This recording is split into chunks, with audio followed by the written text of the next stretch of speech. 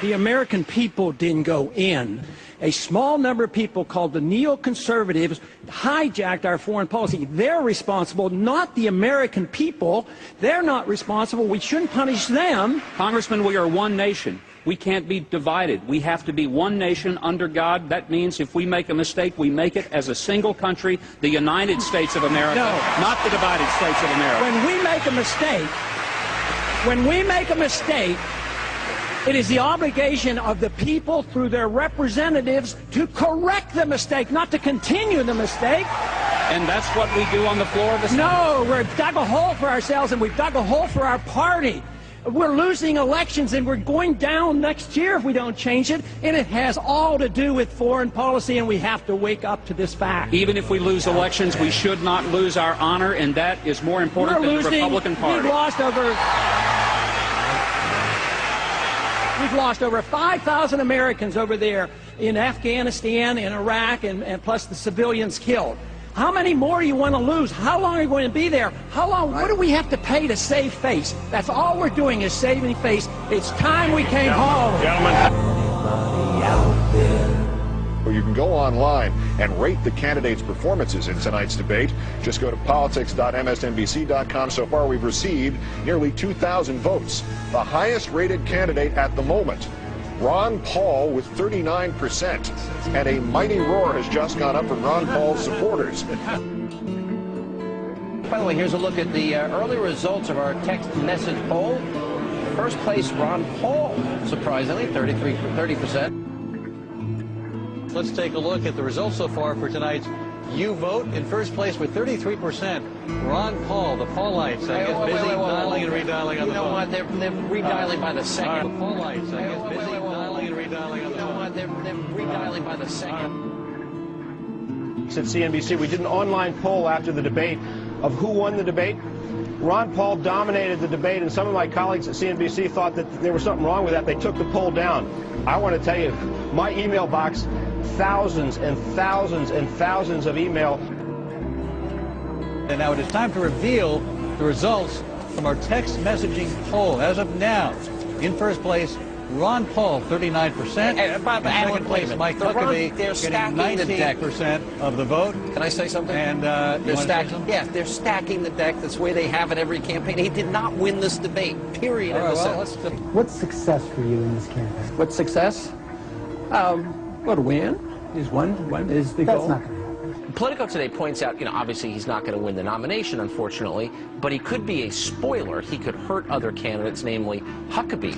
Is Ron Paul's support going to get to the point where it's significant for other candidates? I mean, I think that Ron, first of all, it's always fun when the guy gets ahead who has no intention of winning and isn't even really trying. We don't really know what's going to happen if Ron Paul messes up Iowa. We actually, and he really could. Well, we don't know what's going to happen with that party in general. Bill? I just want to say about Ron Paul, this idea that he's a spoiler for whom? I think the message is here that Ron Paul has a message, and people ought to start, instead of trying to throw him off the stage, they ought to start listening to him. So, official person of the county of Pinellas. That's right. Trespassed onto your property. Yes. And stole your signs. What else can I say? That's what happened. You've received some criticism. Some say you're the person who doesn't belong. You have views that are out of what many would think of the mainstream. I want to read you some of the criticism that came out after this last debate. These are some comments made of your performance. Here's Roger Simon writing in the Politico. In terms of the presidency, nobody cares what Ron Paul says, perhaps not even Ron Paul. Gloria Borger writing in U.S. News and World Report. Representative Ron Paul of Texas, who gives new meaning to the question asked by Ross Perot's former running mate, Admiral James Stockdale, who am I? Why am I here? And in the Daily News of New York, an editorial, Ron Paul, whose performance Tuesday proved him the Sanjaya of the political arena. What do you make of the critics who say, why is this guy in a Republican debate? If he wants to run as the Libertarian. Well, I would ask you why you pick out 3 when I could find you probably 1,000 that contradict exactly what you say. A lot of people have been asking me, who is Ron Paul? And one day I came home from my class, probably 2 weeks after I've had the signs on my truck. I'd gotten notice on the door saying we couldn't have signs other places, but then when he got to the point where I couldn't have these signs on my truck, I could not believe it. I mean, I thought they were joking with me. So the county has threatened to fine up to $1,000 a day for having the signs on my truck. Huckabee could barely raise $1 million. Ron Paul, I think he got $5.3 million. Quick quiz, J.R. Jackson. Who's got more money in the bank right now? John McCain or Ron Paul? Ron Paul has more money than John McCain. And by the way, this is when you know the media is lying. Okay? The media likes certain candidates, and they've decided those are going to be the candidates. Ron Paul's got more money than John McCain. Ron Paul raised $5.3 million. That's almost among the top candidates, right? Not a legitimate candidate. Not a legitimate candidate. Look away from Ron Paul. He's against the Iraq War, against Iran. Look away. They're not legitimate. Wait a minute. I thought you were telling me that candidates are legitimate or not legitimate based on how much money they raise. Now he's raised as much as that. Now what are you going to do? Not legitimate. We don't like his opinions. Ignore him. I mean, that's up. It really is. It goes to show you there's something wrong here. And of course, the Republican Party has a lot more contributions from the U.S. military servicemen and veterans than the Democrats. So that's an interesting observation. They break it down that way. I didn't know that. You know, it's funny you say. I haven't met one guy in the military I know that says, "Yeah, I want Hillary as my commander-in-chief." I haven't heard that. Anyway, so you know which party they're supporting, but Sean, this was interesting. Do you know who got the most donations out of any candidate from military servicemen and veterans? Who's that? It was actually Congressman Ron Paul. He got even more than McCain. I'd be surprised. Look, Congressman Paul's not going anywhere.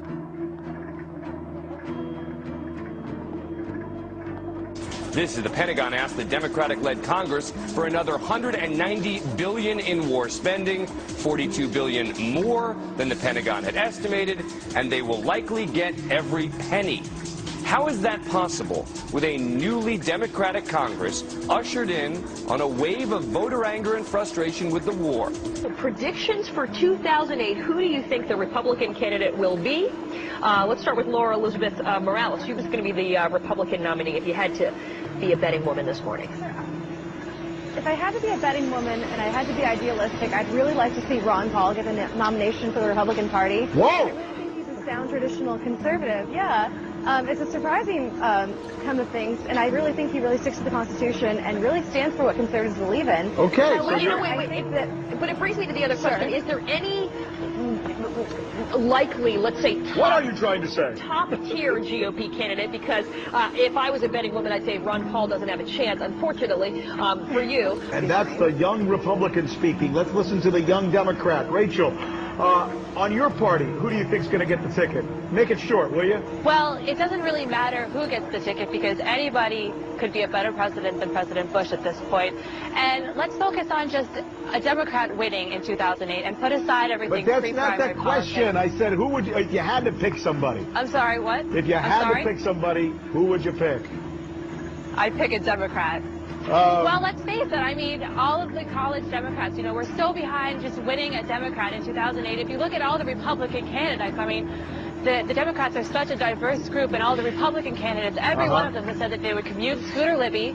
They said that, you know, they would stay in Iraq and turn it into the next Korea. Everybody on this stage, we are all united, Wolf. We all believe that we need to try to end this war. In 2 nights, you're going to have the Republican candidates here. They all support the war. They all support the president. They all supported the escalation. Each of us is trying in our own way to bring the war to an end. So you pledge that by January 2013, the end of your first term, more than 5 years from now, there will be no U.S. troops in Iraq.